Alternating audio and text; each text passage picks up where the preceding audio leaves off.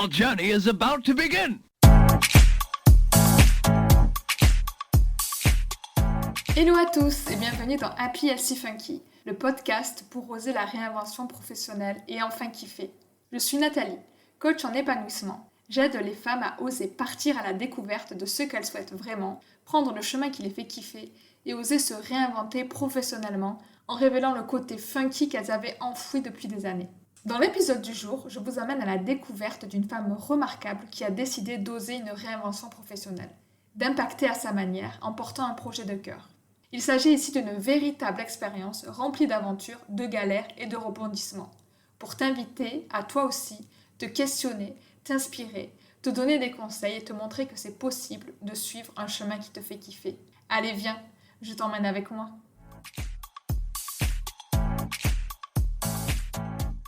Dans cet épisode, je suis heureuse d'accueillir Aurélie, une femme pleine de ressources et de créativité qui a décidé de mettre son talent au service des femmes qui souhaitent se reconvertir. Comment ?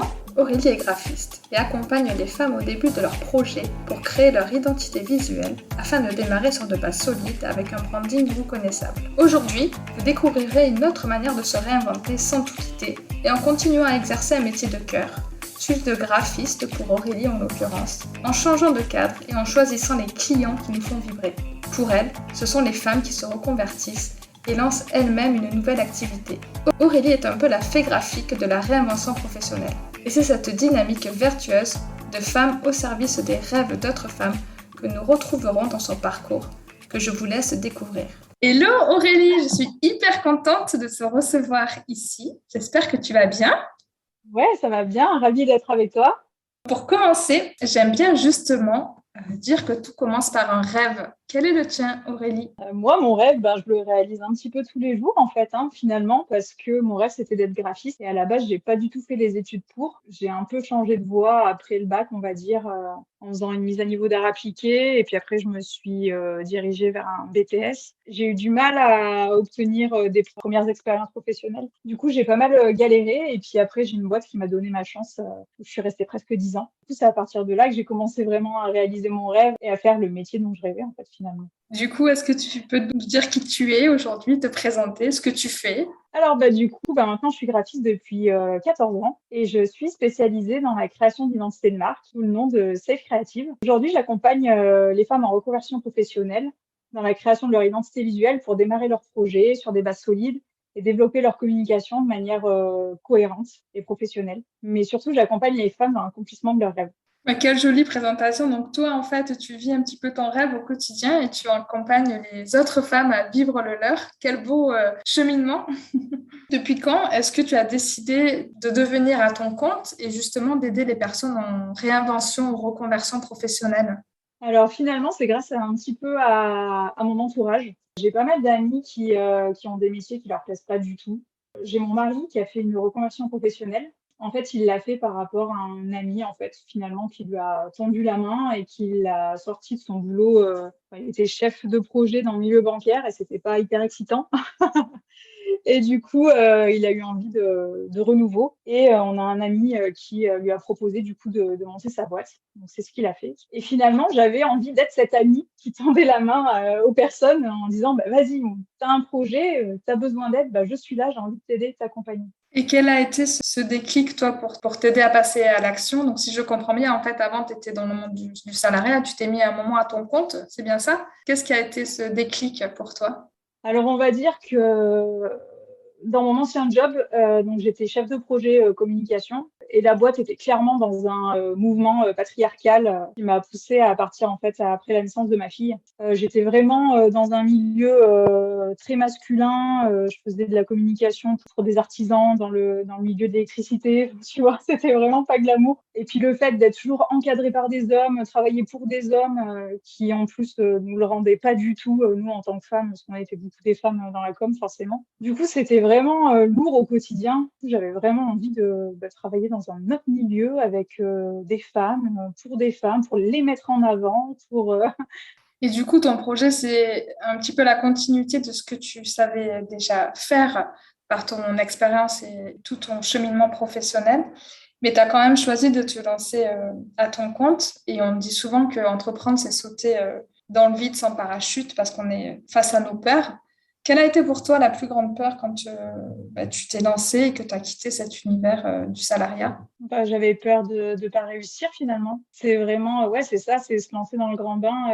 J'ai mon mari qui était passé un petit peu avant, donc finalement, il m'a un peu donné les bases, etc. Enfin, j'ai un entourage hyper chouette, hyper présent, donc ça, c'est vraiment cool. Puis je m'en suis rendu compte finalement en entreprenant parce que tu te rends compte que l'entourage, c'est hyper important. Mais ouais, c'était ça, c'était en fait, moi, j'avais peur de ne pas réussir et tout mon entourage me disait, mais non, mais si tu vas réussir, vas-y, continue et tout. Ils étaient ils avaient plus confiance en moi que moi-même.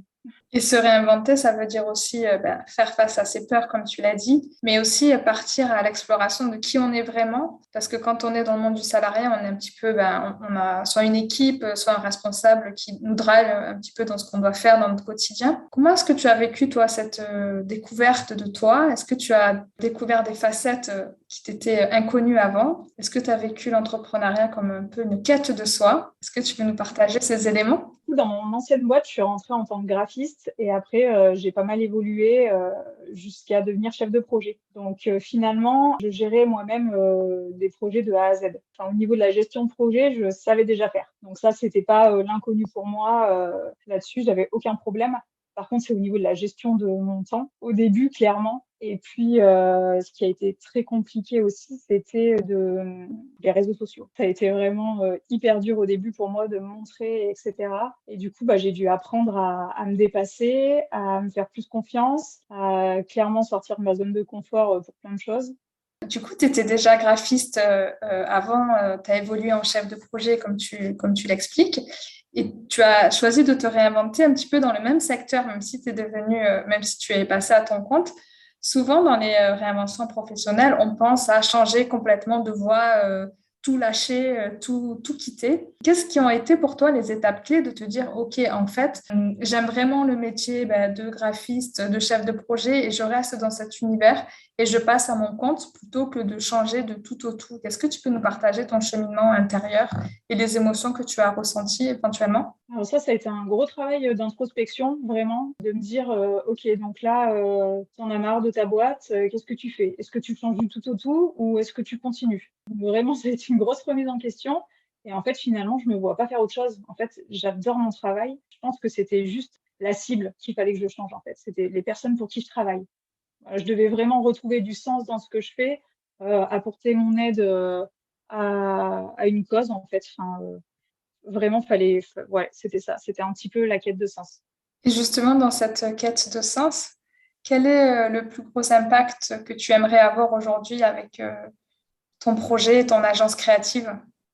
Qu'il y ait plein de femmes qui se lancent dans l'entrepreneuriat, qui kiffent leur vie, qui arrivent à gérer leur vie pro, leur vie perso, sans sacrifier l'un ou l'autre et qu'elles s'éclatent, quoi. Qu'elles arrivent à vivre de leur passion et voilà, et qu'elles soient heureuses tout simplement. Et justement, dans la partie kiff, tu parles de l'équilibre un petit peu pro et perso. Comment ton nouveau projet a impacté ta vie familiale? Tu nous as dit que tu étais maman. C'est vrai que quand on est salarié, on se sent parfois frustré à jongler dans l'équilibre pro-perso et à jongler avec ses priorités. L'entrepreneuriat, on dit aussi que c'est pas de tout repos. Comment donc toi, tu gères aujourd'hui ton équilibre avec ta nouvelle casquette? Et ben là, on va dire que ça va faire 1 an, là, je pense que j'ai trouvé mon équilibre. Je travaille tôt le matin, on va dire. J'ai remarqué que c'était là que j'étais le plus productive aussi. Et puis, par contre, à partir de 16 heures, je stoppe tout et je vais chercher mes enfants à l'école. Et je m'octroie aussi les mercredis. Donc, en fait, je suis comme si j'étais à 80%, mais vu que je bosse aussi des fois le week-end, ça marche pas trop le 80%. Quand on est entrepreneur, on peut pas dire on peut pas parler de pourcentage, je pense. Mais du coup, je passe mes mercredis avec mes enfants, les vacances scolaires avec mes enfants, une semaine sur deux en tout cas. Sinon, ils vont dans de la famille ou en centre aéré. Mais j'essaye vraiment de m'occuper d'eux au maximum et de profiter d'eux au maximum. Parce qu'ils sont encore petits, ils ont 6 et 3 ans. Donc voilà, c'est des moments précieux. Donc j'ai envie vraiment de profiter d'eux au max, quoi. Et ça, cet équilibre, tu ne pouvais pas l'avoir avant quand tu étais salarié? Clairement pas, non. Après, j'avais fait le choix d'habiter loin de mon lieu de travail. Donc déjà, j'avais 1 heure et demie de route par jour. Donc là, je l'ai plus, hein, vu que je travaille de chez moi. J'ai un petit bureau. Donc Donc déjà 1 heure et demie de route et je faisais du 8h, 18h, sachant qu'il pouvait y avoir des événements, vu que j'étais chef de projet ou qu'il y avait des réunions. Des fois, je devais être là le soir, il y avait des sorties au restaurant, du coup, voilà, fallait être très présent et en plus, c'était très mal vu de partir à l'heure pile en mode, bah, tu pas fonctionnaire, hein, enfin voilà, il y avait vraiment, des idées un peu arriérées comme ça, alors que si, tu avais fini ton taf, il y avait pas de raison que tu partes à l'heure où tu as fini, quoi. Et quand tu nous décris ça, bah, les auditrices et les auditeurs ne pourront pas te voir, mais en fait, on sent vraiment un autre langage dans ton corps quand tu t'expliques ta vie d'avant. Je ressens de la lourdeur ou voilà, un peu moins de fluidité, on va dire. Et là, quand tu parlais de le fait que bah, tu pouvais t'occuper de tes enfants et aménager ton timing comme tu le souhaites, je voyais justement de la fluidité et de la légèreté dans tes propos et dans ton corps aussi. Est-ce que tu peux nous dire un petit peu, en termes d'émotion, si on fait le comparatif avant, comment tu te sentais avant de franchir l'étape de ta réinvention professionnelle par rapport à maintenant, comment tu te sens au niveau émotion et énergétique? Je pense que je me sens vraiment alignée avec ce que je fais. Je pense effectivement que, je décuple 10 fois plus d'énergie, à travailler, avec, avec les femmes en reconversion professionnelle qu'à l'époque, à la fin de ces 9-10 années, en tant que chef de projet, ça devenait, c'est vrai qu'il y avait plus du tout la même énergie. J'ai retrouvé l'excitation du début, j'ai retrouvé, enfin voilà, il a fallu, apprendre à me faire confiance aussi, sur plein de choses, mettre des process en route, enfin voilà, c'était, vraiment, un renouveau, professionnel, hein. Même si, je connaissais tout ça, il a fallu que je mette mes process au point et pas les process d'une boîte existante. Donc voilà, c'était hyper excitant et ouais, effectivement, je suis, full énergie par rapport à ça. Et aujourd'hui, tu as choisi de cibler justement les femmes en reconversion ou moi j'aime bien appeler ça en réinvention professionnelle. Est-ce que tu peux nous expliquer ce qui a motivé ce choix et ce qui te fait vibrer avec ces types de femmes-là, de les accompagner justement? Alors clairement, les clientes, que j'ai eues, dernièrement, c'était des femmes en fait, qui plaquaient tout, qui plaquaient leur job, pour justement, se réinventer, se créer un boulot sur mesure ou alors, carrément vivre de leur passion, et du coup, je trouve que déjà c'est hyper admirable de tout plaquer pour faire ce que tu kiffes. Vraiment, c'est un truc, et du coup, bah, clairement, c'est des nanas que tu as envie d'aider, quoi. Tu as envie de leur tendre la main, tu as envie de les accompagner, tu as envie qu'elles réussissent et du coup, moi, c'est ce qui me motive à fond, quoi. Clairement, Tu parles de tendre la main et moi, c'est quelque chose qui me tient à cœur aussi, cette notion de sororité qu'on retrouve dans l'entrepreneuriat.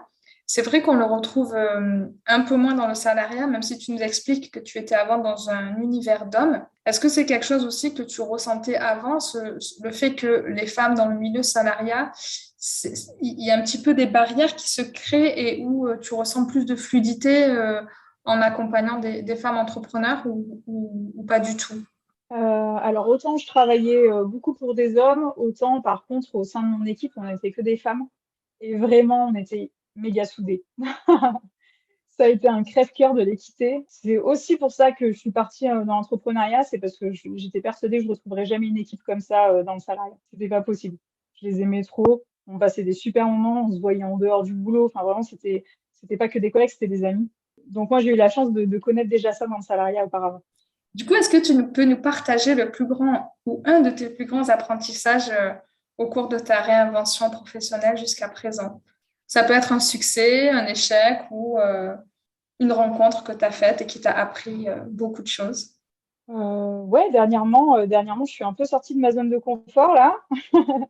Je suis rentrée en contact avec des associations, qui accompagnent justement les femmes en reconversion professionnelle à se lancer, plus sur le point, vraiment, administratif et cetera, formation, et du coup, je suis devenue, une de leurs, conseillères, expertes, en communication. Donc, ce qui signifie, que je vais devoir, faire des présentations, devant plein de monde et moi je suis une grosse introvertie donc donc c'est très compliqué, pour moi mais voilà, je vais le faire. Je me suis engagée Et du coup, voilà, je travaille en ce moment sur des présentations, etc., pour les accompagner. Et ça va être hyper challengeant.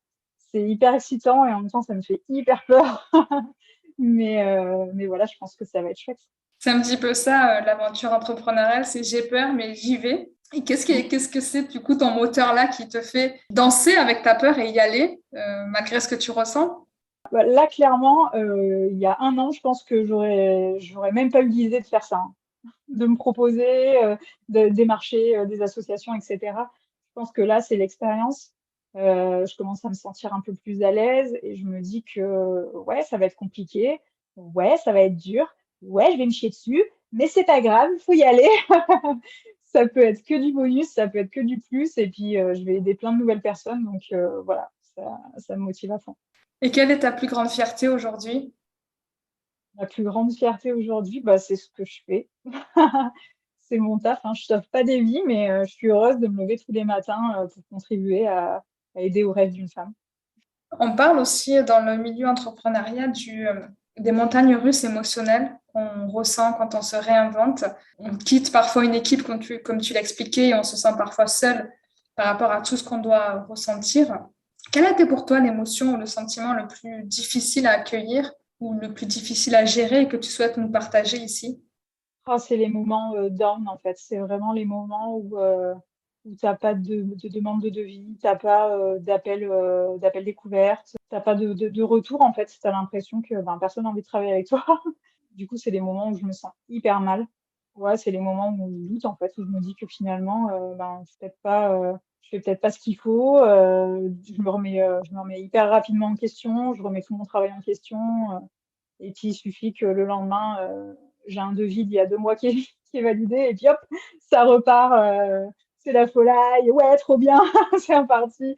Enfin, ouais, c'est vraiment l'ascenseur émotionnel, comme tu dis, c'est moi pour moi, le plus dur, c'est vraiment les moments où il se passe rien, où je me dis en plus, bah, finalement, c'est les moments de creux comme ça où tu pourrais travailler sur ton business, et puis améliorer les choses, et en même temps, c'est le moment où je suis tellement déprimée que, j'ai plus envie de rien faire. Et justement, est-ce que tu as des astuces ou des éléments qui t'aident à faire face à ces phases un petit peu de découragement et qui pourraient aider d'autres femmes qui sont en train de se réinventer elles aussi professionnellement?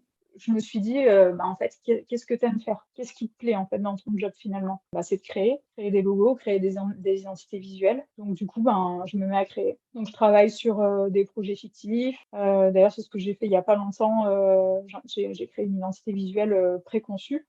Du coup, ça me permet de créer, de travailler sur un secteur d'activité qui me plaît, avec des personnes avec qui j'aurais envie de bosser aussi. Et en même temps, je me dis que, c'est pas perdu puisque, je peux ensuite les revendre à un moindre coût vu qu'elles sont déjà, préconçues. Et du coup, je me dis que finalement, bah, voilà, continuer à créer et après le reste suit. Et justement, dans cette phase de création, de créativité, tu parles d'identité visuelle, de logo fictif, etc.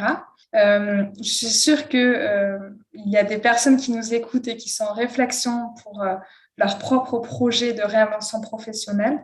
On pense directement au logo, à créer son logo, parce que c'est ce qui scelle un petit peu le socle de ce qu'on veut faire. Mais avant ça, il y a peut-être des phases de réflexion pour penser à sa marque, à son positionnement, etc. Et c'est quelque chose que tu proposes aussi dans ton accompagnement. Est-ce que tu peux nous donner, selon toi, les étapes pour une personne qui souhaite se réinventer et qui a une idée en tête dans un secteur précis, avant de venir te voir ou pour venir te voir, à quoi elle doit penser avant de penser juste à son logo? Ouais, bah, oui, bien sûr. Déjà, j'en parle souvent, sur mon profil Instagram. C'est vraiment le positionnement. Le positionnement, c'est hyper important de savoir, à qui tu veux t'adresser, comment tu veux t'adresser à cette personne. C'est vraiment, le minimum, on va dire, pour démarrer un projet. Et pour quelqu'un qui voudrait démarrer un projet et pas bidouiller son logo et faire appel à une professionnelle, est-ce que tu peux nous donner, si tu es à l'aise avec ça, des fourchettes pour faire appel à un professionnel, soit avec l'option de identité visuelle préconçue ou le full package pour faire appel à ton agence, par exemple?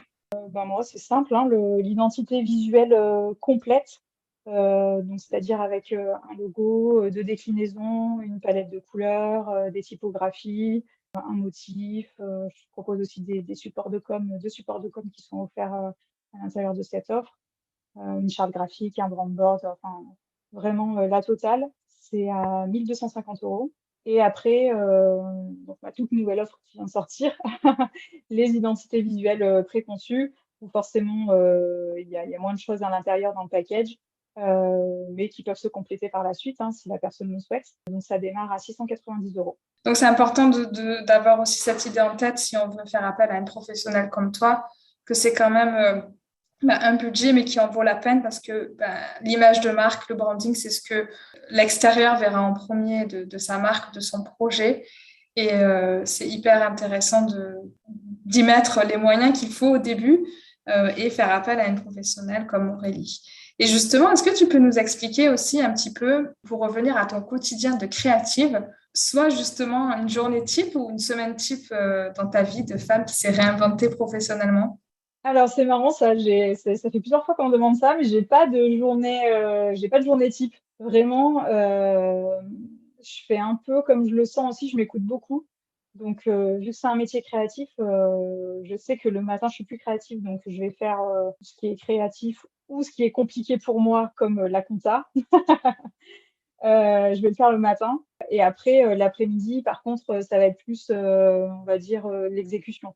Des choses où j'ai pas trop besoin de réfléchir, comme de la mise en page de catalogue ou des choses comme ça qui sont plus instinctives, on va dire, sur lesquelles j'ai beaucoup, beaucoup travaillé. Donc, ça me demande moins d'efforts. Et en parlant d'autres éléments qui peuvent t'aider dans ton quotidien et dans tes journées, est-ce que tu as des outils de développement personnel ou des conseils bienveillants que tu voudrais partager à quelqu'un qui souhaiterait se réinventer aussi? Alors moi, comme outil, dans mon organisation, j'utilise Notion. Ça m'aide énormément et c'est un outil, vraiment chouette. Enfin, vraiment qui regroupe, toute mon organisation, hein. Après moi, j'utilise pas beaucoup d'outils comme ça, je suis aussi très papier. Je suis encore à la to-do list papier et Notion, c'est vraiment, pour tout ce qui est organisation avec les clients, on va dire. Et sinon, bah, je suis au taquet de sport, moi. Je fais une centaine de kilomètres de vélo par semaine. Je suis, j'ai un peu repris le running là. D'ailleurs, ça fait 2 jours que j'arrive plus à marcher. Mais ouais, je dirais le sport pour canaliser et puis l'organisation avec Notion. Moi, c'est mes deux symboles. Et comment tu vois le développement de ton agence créative? Aujourd'hui, tu travailles seule, il me semble, tu n'as pas encore d'équipe. Comment tu vois ton développement dans les années à venir? Alors, bah, je souhaite rester seule déjà parce que j'ai déjà managé pendant plusieurs années et clairement, c'est pas mon truc. J'ai pas la fibre managériale, on va dire. Ça se passait très, très bien, hein, mais c'est pas mon truc. Là, je kiffe vraiment travailler toute seule. Ce que je souhaiterais, ça serait, développer, mes accompagnements, que ce soit dans le bénévolat avec les associations et pourquoi pas, faire des associations avec, des agences de com. D'accord. Et tu nous dis que tu t'adresses plus spécifiquement aux femmes en réinvention professionnelle. Où est-ce que tu te rends visible auprès d'elles? Où est-ce que tu vas chercher justement ta clientèle aujourd'hui? Alors moi, je suis spécifiquement sur Instagram. Sur Instagram, c'est vraiment mon seul, c'est par là que je trouve toutes mes clientes, en fait, finalement. Donc, d'où l'importance de se concentrer sur un canal d'acquisition à partir du moment où sa cible est présente. Est-ce qu'il y a un segment de réinvention ou un secteur sur lequel tu trouves le plus de femmes et du coup tu travailles plus de logos en particulier? Par exemple, les métiers de bouche, l'artisanat. Est-ce qu'il y a un secteur en particulier aujourd'hui qui se dégage dans tes créations ou pas forcément? Là, ouais, dernièrement, ça serait, l'accompagnement de la petite enfance. Donc, il y a vraiment cette recherche de sens dans les personnes qui veulent se réinventer, comme tu le disais au début. Toi-même, c'est de tendre la main aux personnes qui veulent créer des projets pour aider.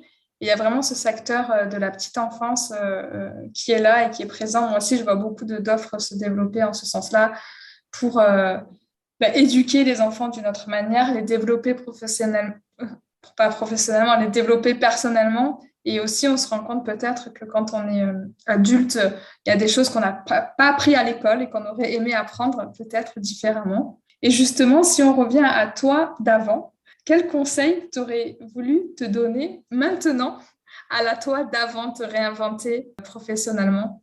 Si j'avais connu le développement personnel plus tôt, là, effectivement, je pense que j'aurais travaillé bien avant cette confiance qui me manquait, la confiance en moi.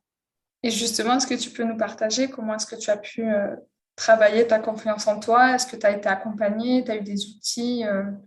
Finalement, la confiance, elle est surtout venue avec le temps et par rapport à l'expérience que j'ai acquise aussi en milieu professionnel. À chaque fois, j'avais l'impression qu'on me surestimait parce qu'on me donnait des charges de travail plus importantes que les autres. Enfin, voilà, du coup, j'ai beaucoup évolué, donc c'était cool. Mais du coup, j'avais l'impression qu'on me surestimait. Et puis finalement, en fait, j'y arrivais. Donc, en fait, au fur et à mesure, ben, plus on avance, plus on prend confiance aussi. Mais du coup, finalement, c'est les autres qui ont plus cru en moi que moi-même. Est-ce que dans ton parcours de réinvention, il y a des personnes qui t'ont inspiré ou un livre que tu as lu qui t'a inspiré dans le domaine de la créativité, de la création ou autre? J'ai lu un livre sur le développement personnel, Les 4 accords Toltec. Donc, c'est un livre, en fait, c'est un peu un livre de chevet que je garde et que j'aime relire de temps en temps, enfin, certains passages, histoire de me faire un peu du bien. Je crois que c'est un des seuls bouquins, j'ai une liste pas possible de bouquins à acheter, mais en fait, je prends plus le temps de lire là en ce moment. D'ailleurs, ça fait partie de mes prochaines priorités, de me remettre à lire un petit peu tous les jours. Merci de ce partage. Je pense qu'en lisant les accords Toltec, ça crée des chamboulements internes et si ça peut inspirer d'autres femmes, c'est génial. Du coup, on va passer à la partie qui s'appelle le funk des idées. C'est le moment où on tord justement le coup aux idées reçues sur la réinvention professionnelle. Donc, le concept, c'est je commence la phrase et tu la finis avec toi, ce que tu as envie. Tu es prête? Let's go! Avant de me lancer, je n'aurais jamais pensé que Je passerai autant de temps sur les réseaux sociaux, le pire conseil que l'on m'ait donné, c'était de ne pas me nicher. avant, je pensais que la réinvention professionnelle, c'était Moi, c'était pour les autres parce que finalement, j'ai jamais eu envie de changer de travail réellement, ma plus grande peur, c'était de pas y arriver. j'ai mis longtemps à me décider, mais je l'ai fait. J'ai J'ai investi dans un coaching. Quand j'étais petite, je rêvais que je serais Ouais, je serais graphiste. parfait. Le rêve est devenu réalité. Même si je suis une femme, maman super occupée, je prends du temps pour moi quand Quand je fais du sport et quand je finis mes journées à 16 heures pour m'occuper de mes enfants chéris. génial. Du coup, ce podcast s'appelle Happy, Healthy, Funky, ose la réinvention professionnelle pour enfin kiffer. Est-ce qu'il y a quelque chose qui te rend happy en ce moment Ma vie, dans sa globalité? T'as un grand sourire quand tu me dis ça, c'est génial. Est-ce qu'il y a une habitude healthy, bien-être de femme dans ta vie de femme que tu souhaites nous partager? je suis pas très food healthy en tout cas. Moi, je suis une grande gourmande, j'adore manger. Donc, c'est pour ça aussi que je fais beaucoup de sport pour compenser et pour me relâcher.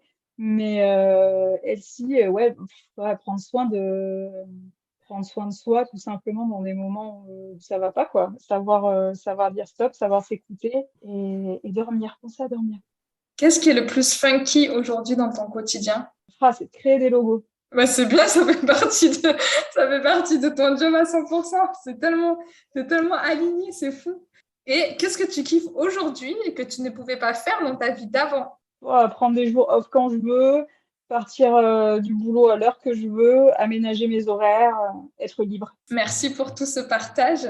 Est-ce que pour finir, il y a un message important pour toi que tu aimerais faire passer? J'aimerais dire à toutes les femmes qui nous écoutent d'oser, d'oser se réinventer professionnellement, parce que ça vaut le coup. C'est génial, c'est justement le message qu'on souhaite porter avec ce podcast. Donc, si on est plusieurs à le dire et à militer en faveur de la réinvention professionnelle, ce serait top. Du coup, est-ce que tu peux nous dire où est-ce qu'on peut te trouver si on veut faire un logo ou un branding ou tout simplement te faire un petit coucou? Et ben sur Instagram, selfcreative.fr et j'ai aussi un site internet www.selfcreative.fr. Vous pouvez réserver un appel découverte et on pourra parler de votre projet. Merci beaucoup, Aurélie, c'était trop bien. Bah, de rien. Merci beaucoup d'avoir écouté cet épisode. J'espère qu'il t'aura aidé à avancer sur ton chemin où que tu sois. N'hésite pas à venir me faire un petit coucou sur Instagram @happySEfunky, à télécharger ton guide pour avancer vers ton chemin de kiff. Et surtout, si cet épisode t'a plu, n'hésite pas à me laisser un avis 5 étoiles afin de faire connaître Happy SE Funky au plus grand nombre.